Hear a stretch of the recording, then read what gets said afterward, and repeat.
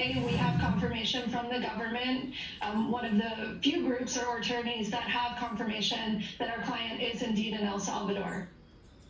Last night, we brought you the story of one of the people the Trump administration has flown to a foreign prison. Despite the Trump administration's insistence that all these hundreds of people it sent were hardened criminals, members of a violent gang.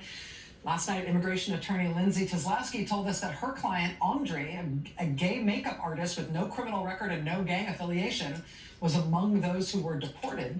Ms. Tezlowski told us last night that she hasn't heard from her client in days. She has no way to get in touch with them. They don't know where their legal case goes from here because the Trump administration is claiming it has the right to take anyone it has decided to take and deport them to another country where they will be locked up indefinitely with no recourse to the courts. They're claiming the courts don't even have the right to ask them about who they are deporting or why or where or how.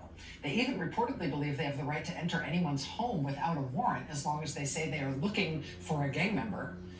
Tonight, we got this harrowing look at what it was like when these men arrived in El Salvador last weekend from a photojournalist named Philip Holzinger in Time magazine. He said, quote, "The intake began with slaps. One young man sobbed when a guard pushed him to the floor. He said, 'I'm not a gang member. I'm gay. I'm a barber.' Inside the intake room, other prisoners descended on the men with electric shavers, stripping heads of hair with haste. The guy who claimed to be a barber began to whimper, holding his hands in prayer as his hair fell. He was slapped. The man asked for his mother, then buried his face in his chained hands and cried as he was slapped again."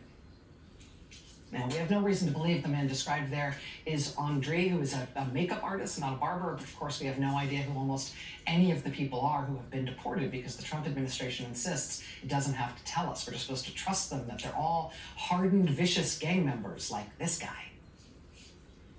Andre's lawyer tells us tonight he's still being held with no way to contact him. We will keep you updated.